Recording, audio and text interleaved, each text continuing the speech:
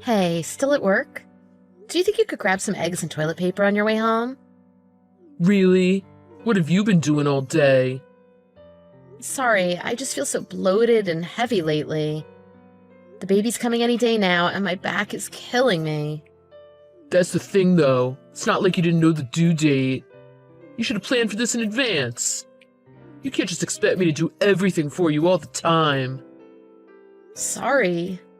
This is my first time being pregnant. Sorry I didn't take that into account. Plus, I've been feeling a bit anxious lately.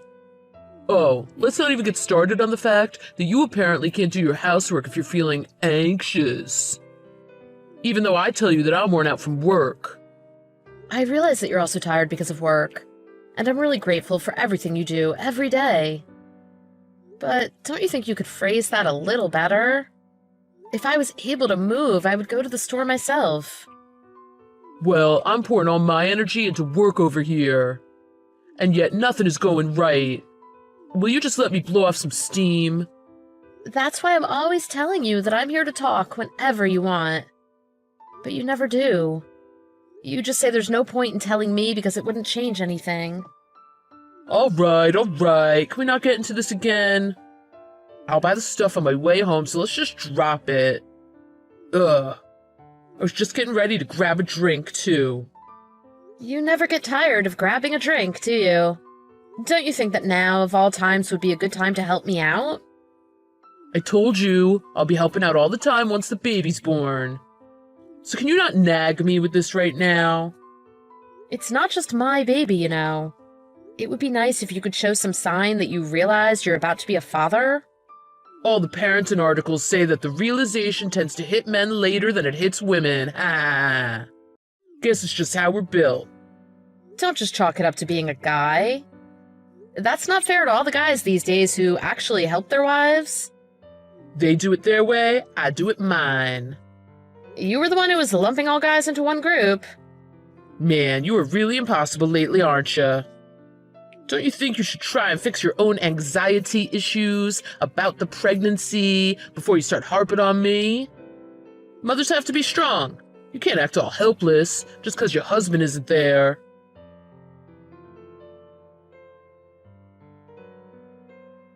Hey, Millie, how's your stomach? Hi, Melanie. How many times have you messaged me now? This is like the fourth time just today. I can't help it. I'm so excited to meet my grandchild. And I remembered you said you had some slight stomach pain this morning. I couldn't help but worry. Well, I definitely appreciate the concern. We're already past the expected due date, so I guess I should be ready for her to come at any time. But don't worry, I promise I'll message you as soon as I start going into labor. Don't you forget. I'll be there the very next minute. Thanks, that's really reassuring. Oh! What? I think my water just broke. Oh my God. I might just be leaking, though. It doesn't feel like much came out. It's different for everyone. It's just a trickle for some people. Anyway, are you calm? I think we should call the hospital now. I'm calm. No problem here. I'll call the hospital now.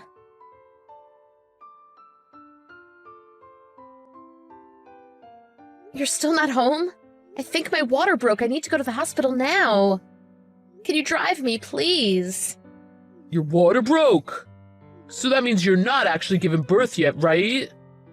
Well, we won't know until we go to the hospital and check. Well, let me know when it looks like the baby's actually coming. I've had a few, so I can't drive now. You're drinking? I see. But please come once I go into labor, okay? You took tomorrow off, right?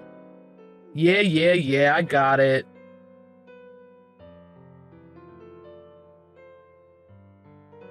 Nathan, the contractions have started. They're getting closer together. It looks like this baby is coming in the early morning. Why haven't you answered me yet? It's already been 1 hour. The contractions are getting so intense. Please, get here soon. The baby is here. You never showed up in the end. Ah, you're finished. Good job. What do you mean, good job? Are you sure nothing's wrong? I just gave birth to our first child, and yet you were just out the whole time? Yeah, that's my bad. Anyway, I've got a headache right now, so I'll head over after I get some sleep. I'm sure they don't want me there stinking of whiskey. Ha!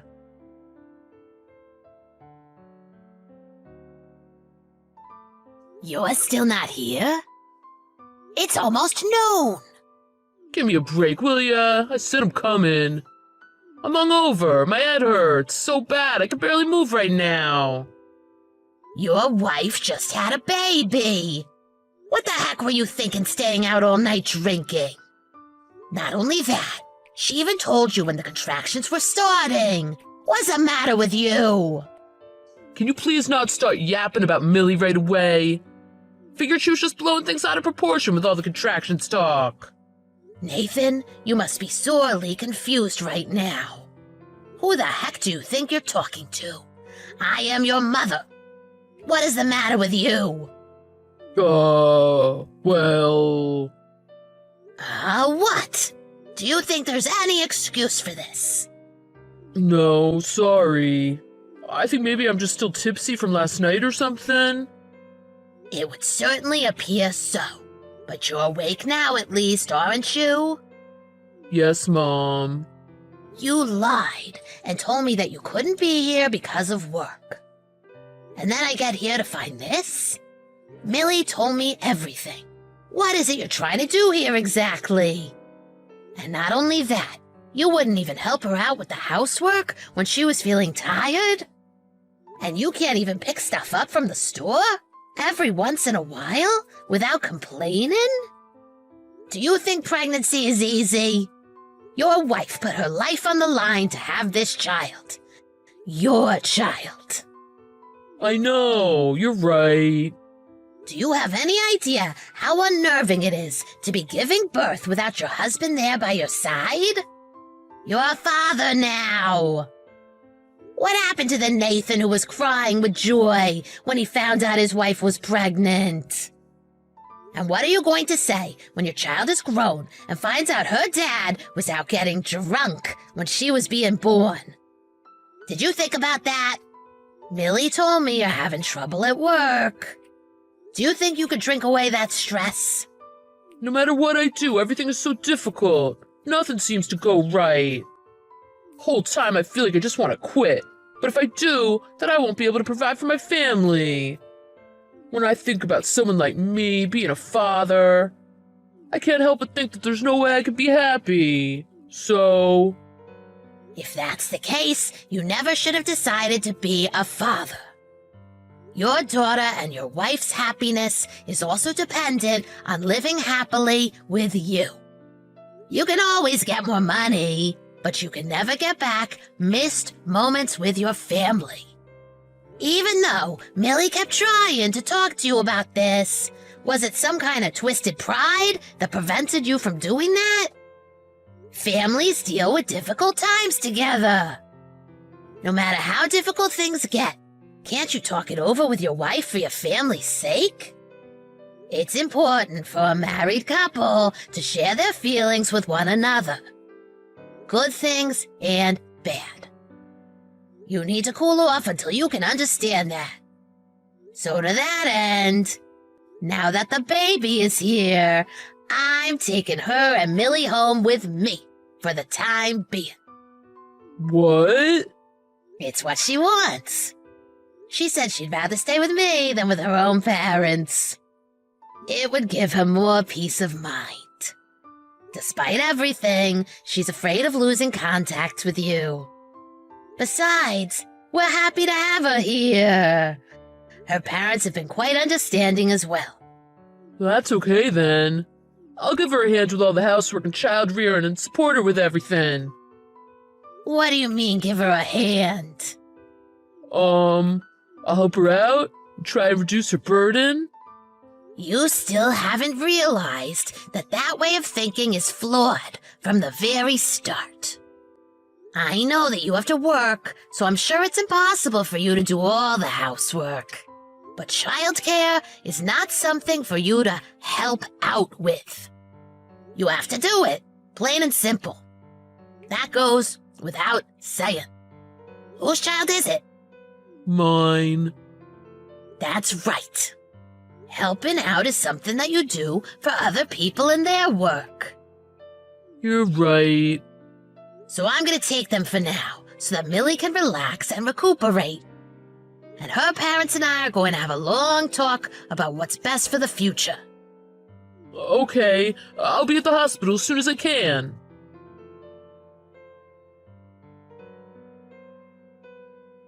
Hey, Nate. Sorry for not getting back to you. Oh, hey! Oh, it's fine. You don't have to respond to someone like me. Please don't say things like someone like me anymore. Sorry. I talked to my parents. They said you've been going to their house every day after work, and that you've been apologizing to them every day. Well, I'm honestly so sorry about what I did. I figure I'll keep going there every day until they finally forgive me. You're coming here every day as well, right? Sorry. I just didn't know how I should talk to you. That's why I've been asking your mom to send you away. I know. Oh, it was really terrible. But how are you feeling? I guess you're probably still not up for coming home, huh? Yeah. It's just that it's so easy to focus on taking care of the baby here. And even still, it's surprising how little time I have just to sleep. I see. Oh, I know I was so terrible before. I'm really so sorry. But I have been thinking of coming home sooner rather than later. I've heard how hard you've been trying. It sounds like your mom maybe knocked some sense into you. I heard you're staying on top of all the housework and cleaning. She said you're keeping the house ready so that we can come home at any time. And that you've stopped going out drinking? I've stopped drinking entirely since that day, to tell the truth. I was relying on the wrong things to get me through the day. And I know the words are cheap, and it's hard to believe me right now. And the things I did can't be forgiven so easily. But I figure that I can at least do the things that I have to do for now. And even if we still end up getting divorced, at least I'll know I tried my best to fix it. I know they say that people can't change, but I want to prove them wrong. I'm not going to divorce you. Really? Is that true? I wouldn't lie to you. I know that you've been trying so hard to change. I know, and so do my parents. They told me that if you come to the house tomorrow, they're going to let you in and forgive you. You haven't broken the promise that you made at the hospital even once. I should probably apologize, too. I've told them a lot of things that went on between us. Please, you don't have to apologize for anything. But thank you. Thank you so much. But it's okay for you to apologize to and thank me and my parents. But more than anyone, you have to apologize to and thank your mother. Your mom has plenty of things to do here at her own house, and yet she still took the time to go to our house and coach you. You need to let her know how much that means. I'll make time as soon as possible to do just that. And I'll figure out the best way to tell her. And don't think that just because I'm coming home things are going to get easier.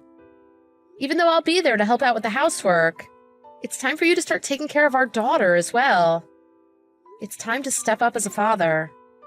I'm not going to run away again. I also want to set aside some time for us to talk about my job.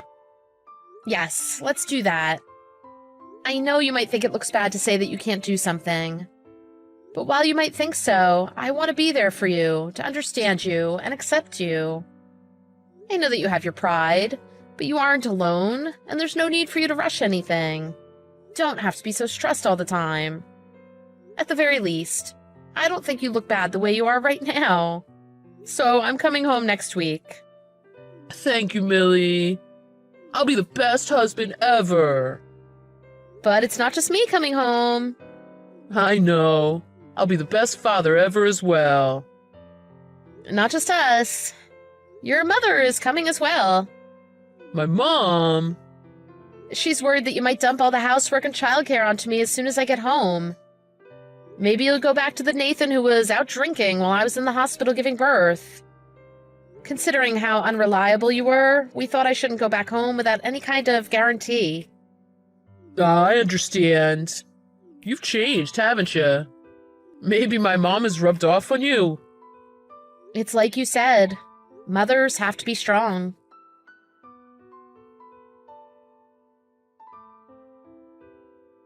I talked to Nate's friends about what he was up to after I gave birth. They told me that he had refused all invitations to go drinking and had been going to my parents' house to apologize as soon as he finished work. He also came to visit me at his own parents' house, but his mom chased him away every time. He stuck to the same routine every day for 3 weeks. And when my parents relented and gave him their forgiveness, they told me that he wept. After that, I took his mother with me and moved back into the house as promised. I hardly recognized our house after the changes he had made in just 1 month. The rooms were spotless and filled with things for the baby. There was no trace of alcohol anywhere in the house. And his cooking. He made amazing progress in such a short time. It was actually a bit scary how good it was. A few days later, we talked about his work. The main thing was trouble with his boss. That was the most difficult thing at least, but other difficult things were also piling up. I told him I wish there was more that I could do to help him, and we cried together as a couple for the first time in a long time. After that, Nate found a better position at a good company, where he was blessed with good coworkers. I never once forbid him from going drinking or anything like that. But all the same, he never once went out drinking again, and eventually he lost touch with his drinking buddies. But he didn't mind. He just laughed and said he didn't need friendships that disappeared so easily. I used to worry about him all the time, and about whether someone so selfish and self-serving would really be a good father. But after this incident, I really learned about the importance of believing in people. And I saw firsthand that people really can change. Fast forward to now. It's been 2 years since that time, and we've just had our second child. Even though he is working, Nate has never faltered in being supportive at home. And he stood right beside me this time as I was giving birth. When I look around me now, what I see is completely different than 2 years ago. My life is now overflowing with smiles and happiness. This is what it really means to be happy. Hey, has Dad died yet? This again? If you really care, then come to the hospital. All of our relatives are here. Everyone is praying that he won't die. Praying he won't die. As if he hasn't already been suffering all this time at the hospital. He's probably praying to die a peaceful death right around now. And I hope he gets his wish. Even if that's the case, then why aren't you at his deathbed? Oh, because all you can think about is the inheritance you'll get after he dies. What the hell is with your attitude towards me lately? I don't need to take this from the bum who lives in the basement. That was 2 years ago. I have a full-time job now. I live in New York. What are you acting so smug about? Having a full-time job is the bare minimum for being an adult. Ah, you're so uncool. It's so funny that you think you can criticize me when you're a loser with no life. So you have time to insult me, but don't have time to come visit Dad. I'm just dealing with you now that I have a little time on my hands. Unlike the people that have all the time in the world, I have no time to care of a dying old fart. You've got to be joking. Try saying that to his face. You can't, can you? Because you're scared of him. What? I'm not scared. Then come. Call him a dying old fart to his face. You're not scared, right? So say it to his face instead of behind his back. Shut up. I told you I'm busy. I get it. You've been scared of him for a long time. He was so strict. When he was in the house, there was no way you could rebel. He got mad at you a lot. That had to be scary. I said I'm not scared. Quit talking about the past. Even though he's wasting away, getting thinner and thinner with his illness, he still has that stern look in his eyes. He doesn't even let us take care of him. He doesn't even smile, even though all his relatives have come to visit him. He's really stubborn. It's no wonder you're afraid of him, then. How long do you intend to keep this up? I said it already. I'm not scared of the likes of him. Whatever. Unfortunately for you, Dad is still alive. Call me back in a day. God, he's one tough old geezer. You're not going to hog his inheritance all for yourself, you hear me? Inheritance this, inheritance that. How are you not ashamed to say that? He raised you all these years. Yeah, spare me the lecture. You're suffocating, both of you. It's always been depressing.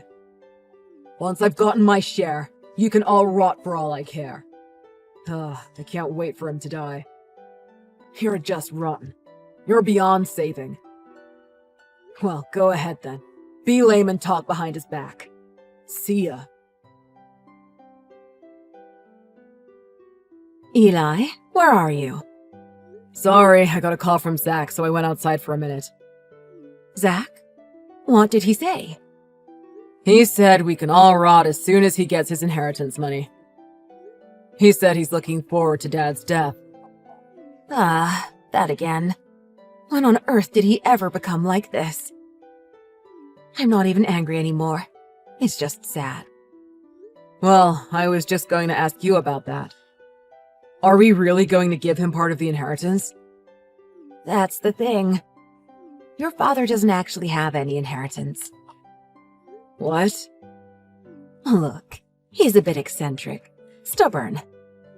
He knew his time was coming, so he bought a car that he had been wanting for some time. He spent most of his inheritance on that. I didn't know that. He can't drive when he's sick, but even so, he finally got his wish. Of course, that car and the house he leaves behind will go to us, but... Last year, he bought a sports car, too. I heard he got it at a decent discount. That thing looks nice, but I heard it's junk. The insides are broken. It seems like he bought it thinking he could try to take it apart and make some money. Ah, it's no wonder he never tried to drive it. Well, I guess we'll have to deal with it then. What a pain. Other than that, we've got a warehouse full of bulky furniture and other things that are basically junk. You know how he was. He had to try his hand at everything. That's a nice way to say he got bored of everything quickly. Anyway, when Zach finds out there's no inheritance, he's going to throw a fit. It's fine. Don't worry about it. Zach isn't your son. I think even your father was fed up with him, and so he didn't leave him anything. You might be onto something there. But anyway, about your father. You've been weighing on his mind for a long time. Even though you work in New York, you came back so often to see us and see how we were doing.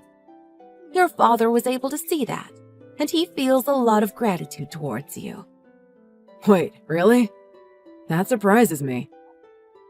I left high school, got a job, and failed at it. And then I was unemployed for a while. I thought he was disappointed in me because of that. He did scold you pretty thoroughly back then, didn't he? Yeah, that was rough. I thought it was too much, even back then. You have no idea how many times I told him to take it easy on you. But he wouldn't hear it. I'm sorry. No, it's okay. To be honest, that really lit a fire under me. It was tough, true, but it was better than being idle and jobless. Your father seemed happy every time you returned, too, from that point on. He probably won't say it to you directly, but he certainly did love you. Huh. He's on the verge of death. I wish he would just let me know. Sorry, I've calmed down a bit, so I'll come back now. How is Dad? He's resting now. They're saying he's going to pass tonight. I see.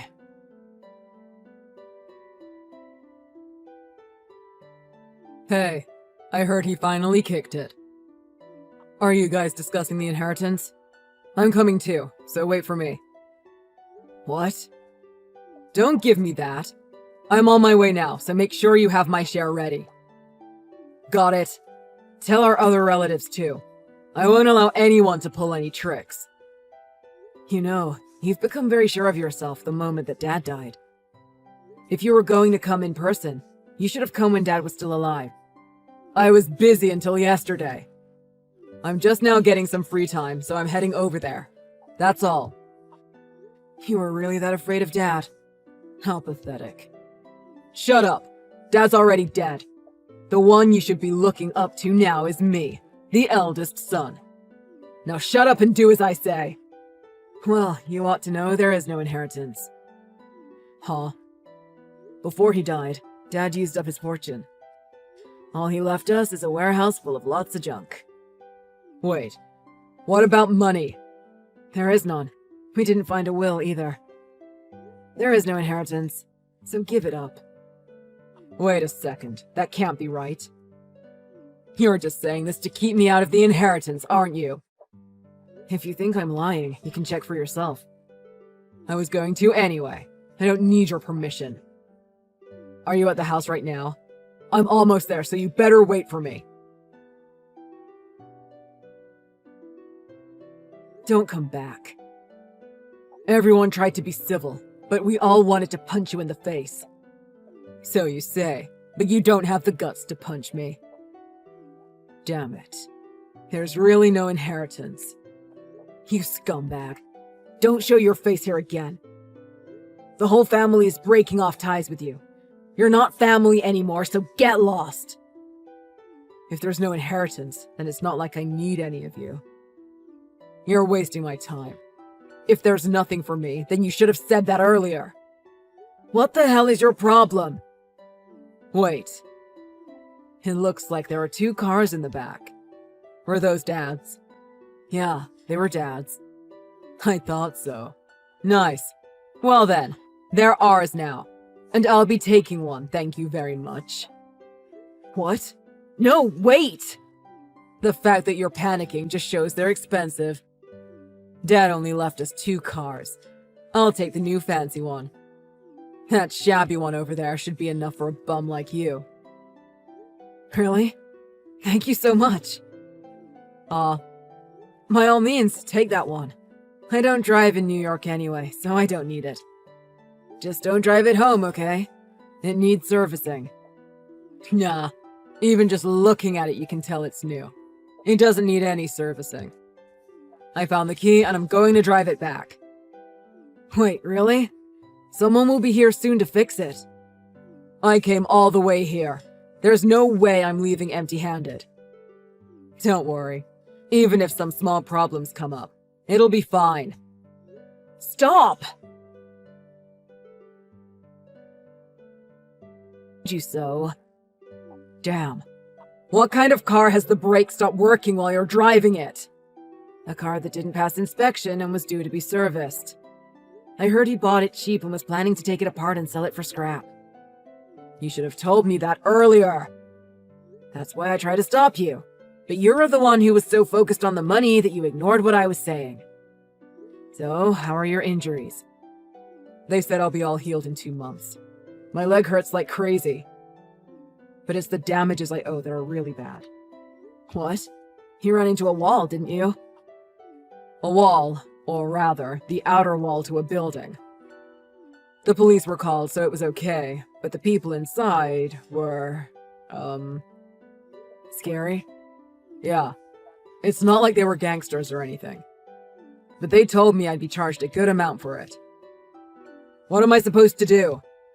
No idea. It's your responsibility, so deal with it yourself. Hold on. The car wasn't insured either, so I have to pay the full amount. And then I have to pay the hospital expenses. Come on, help me out. What happened to the spirit you had before?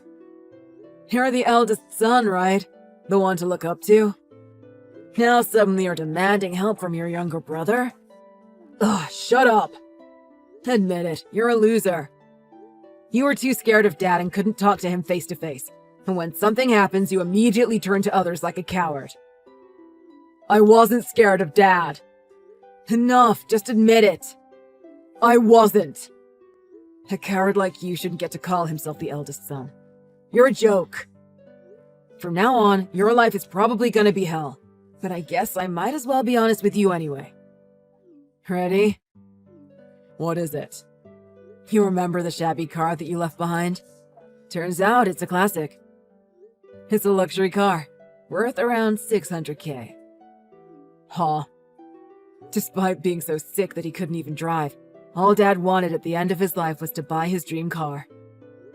There was a letter on the seat. A letter of thanks to me and Mom.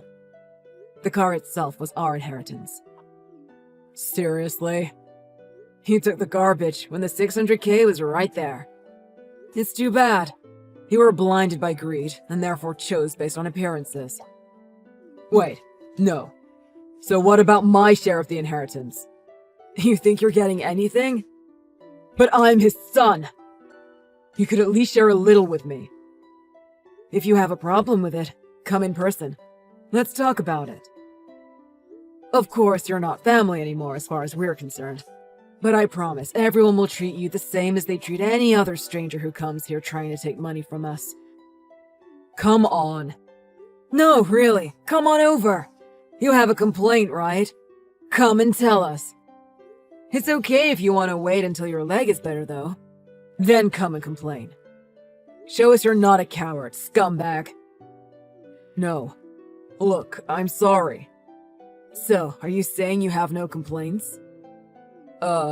Yeah. I have no complaints. Naturally. I'm not going to help you, and I'm not going to visit you. That's just as well, right? I mean, since you might be hoping for a peaceful death right around now. After that, Zach didn't contact me. He quietly sunk into despair. The building he ran into was the office building of a certain company. And although the company is definitely not some crime organization or anything like that, they seem to be a company with people who have a certain energy. They dressed him down considerably and are prosecuting under the full extent of the law. He seems to have lost all his willpower. Even at the best of times, he was a coward, capable only of putting on a false show of bravery. It doesn't seem like he has the strength to stand up to anyone anymore. I suppose he's been discharged from the hospital and is returning to everyday life right about now, with his injuries healed. But head over heels in debt. I wonder how in the world he's getting along now.